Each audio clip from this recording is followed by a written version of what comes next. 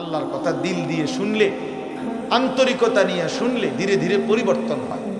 নওজোয়ান ভাই, তোমাদের কাছে আমার অনুরোধ, ভাইয়া, কোনো একক কোনো বক্তার জনপ্রিয়তায় অথবা পরিচিতিতে, খ্যাতিতে এভাবে কি ব্যস্ত না হও, বরং আল্লাহর কথার প্রতি আন্তরিক হও। ওষুধের মতো লাগো, বিষের মতোই লাগো, আমার গায়েই লাগো, আমারই বলো, তারপরেও শুনতে থাকা, হজম করতে থাকা, অনুভব করতে থাকা। তাইলে একদিন আল্লাহ পাক জিন্দেগি বদলায়, জীবন বদলায়, জীবন বদলায়। এই জন্য এটা বোঝা উচিত। আল্লাহ তাআলা সকলকে তৌফিক দান করেন। প্রিয় ভাই, এই মুহূর্তে আমাদের সবাই, সারা পৃথিবীর ইমানদার মুসলমান যারা, সমস্ত ইমানদার মুসলমানের সমস্ত প্ল্যান, প্রোগ্রাম, পরিকল্পনা একটাই বস্তু নিয়ে, সেটা হলো মাহে রমজান। যাদের কলবে, কলিজার মধ্যে কবরের ফিকির, আখিরাতের ফিকির আছে, পরকালের ভাবনা আছে, তারা শুধু নেকি তালাশ করে, নেকি তালাশ করে, নেকি তালাশ করে। আর নেকির সর্বশ্রেষ্ঠ মৌসুম মাহে রমজান। মাহে রমজান আল্লাহর প্রিয় বান্দারা নেক তালাশ করে, নেক তালাশ করে। হাদিসের মধ্যে বহু সাহাবীর এরকম প্রশ্ন আছে নবীজির কাছে, যারা কোনো না কোনো আমল তালাশ করছেন। ইয়া রাসূলুল্লাহ, আমার একটা আমল বলে দেন, আমার একটা বিষয় বলে দেন, আমার একটা বাক্য বলে দেন, আমার একটা কথা বলে দেন। এইভাবে খুঁজছেন, শুধু আমল খুঁজছেন। কেন? আমার নেকি দরকার, আমার নেকি দরকার। দুল্লানি আলা আমালিন আমিলতুহু দাখালতুল জান্নাহ।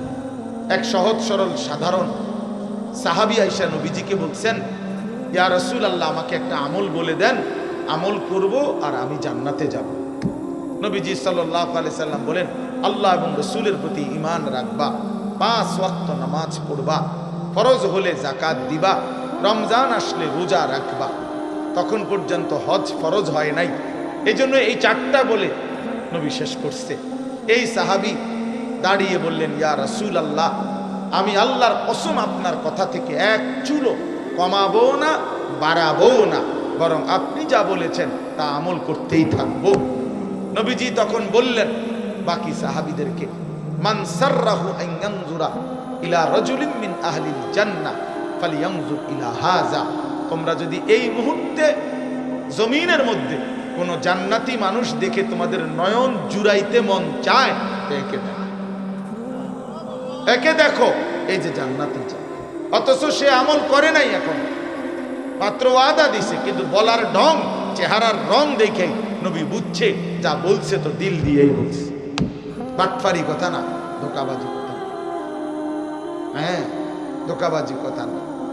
আপনি বলে দিলেন বক্তার লগে, ঠিক কিনা? ঠিক কিনা? ঠিক, এটা কইলু আর আবার কইও অনেকে নিজে নিজে হাসে, তার মানে ইচ্ছা করে মস্কারি করলো, মস্কারি করলো, ঠাট্টা করলো আর কি, ঠাট্টা করলো। অথচ দিনকে নিয়ে, নওজোয়ান ছেলে মনে রাখো বাবা, আল্লাহর দিনকে নিয়ে, কোরআনের একটি অক্ষরকে নিয়ে, ইসলামের একটা ছোট্ট বিধানকে নিয়ে ঠাট্টা করা, মস্কারি করা, তুচ্ছ তাচ্ছিল্য করা কুফরি, কুফরি, জঘন্য মুসিবত, এটা কুফরি, ইস্তেহজা, কুফরি। ইসলামের ছোট্ট থেকে ছোট্ট কোনো বিষয়কে অবজ্ঞা করতে নেই, অবজ্ঞা করতে নেই। এ খামখেয়ালি বিষয়, খামখেয়ালি বিষয়। কোনো আমল না করা, এটা হলো গুনাহ একটা, আর এটা হলো কোনো আমল ছোট হোক, আদনা থেকে আদনা, এটাকে তুচ্ছ তাচ্ছিল্য করা কুফর, কুফরি। ওই লোক বেঈমান হয়ে যায়। আন তাহবাতা আমালুকুম ওয়া আনতুম লা তাশউরুন, কোরআন শরীফে আছে সূরা হুজুরাতের মধ্যে। আল্লাহ বলছে, হে ঈমানদার, সাবধান, কথাবার্তা বলতে, এমনকি কদম ফেলতে খেয়াল রাখো।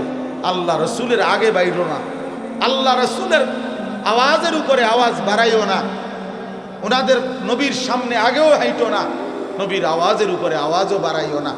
নিজেরা যেমনি একজন আরেকজনকে ডাকাডাকি করো, নবীজির সামনে এমন ডাকাডাকিও করবা না। আল্লাহ বলেন, দেখতে মনে হয় এটা সামান্য অপরাধ, কিন্তু না, এই অপরাধের কারণে, নবীর আগে বাড়ার কারণে, নবীর আওয়াজের চাইতে আওয়াজ বড় করার কারণে, নবীর সামনে এই নিজেদের মতো করে ডাকাডাকি করার কারণে আনতাহবাতা আমালুকুম ওয়া আনতুম লা তাশউরুন, তোমার পুরা জিন্দেগীর সমস্ত আমল একসাথে নিঃশেষ হয়ে যাবে, একসাথে বরবাদ হয়ে যাবে, একসাথে নিশ্চিহ্ন হয়ে যাবে। এজন্য দোস্ত এটা জরুরি বিষয়। বাবাদের কাছেও বলি, অনেক মানুষ আপনাদের অনেক সময় চা দোকানে বসতে বসতে অনেক মস্কারি করেন, নিজেদের আড্ডায় বসে বসে অনেক সময় অনেক মস্কারি করেন। না রে বাপ, মস্কারি করতে নাই, ঠাট্টা করতে নাই দিনকে নিয়ে। আপনি কোনো হুজুরকে বিদ্রুপ করবেন না, কোনো আলেমকে বিদ্রুপ করবেন না। ওনার বিষয় হয়তো আপনার বুঝে আসে না। আপনি যেই হুজুর থেকে শুনছেন আরেক হুজুরের বক্তব্য, ওই হুজুরে যদি তর্ক করে করুক, আপনি তো বুঝেন না, আপনি তো সব আন্দাজ করতে পারেন না। এজন্য দয়া করে এটা খেয়াল করা উচিত। শুধু দুনিয়া, ভাতে মাছে চালে ডালে খাইয়া পইরা সামাজিক অবস্থান নিয়ে দুনিয়া আমি চলতেছি, এটা কোনো জিন্দেগি না। মুসলমান খোদার কসম, দুনিয়াবি কোনো পদ পদবি, দুনিয়াবি কোনো ভাত মাছ চাল ডাল দালান বিল্ডিং, এটা কোনো হিসাবের কোনো বস্তুই না। মুসলমানের জন্য এটা কোনো বিষয়ই না, এটা উল্লেখ করার মতো কোনো বস্তুই না, ওটা দুনিয়াটা।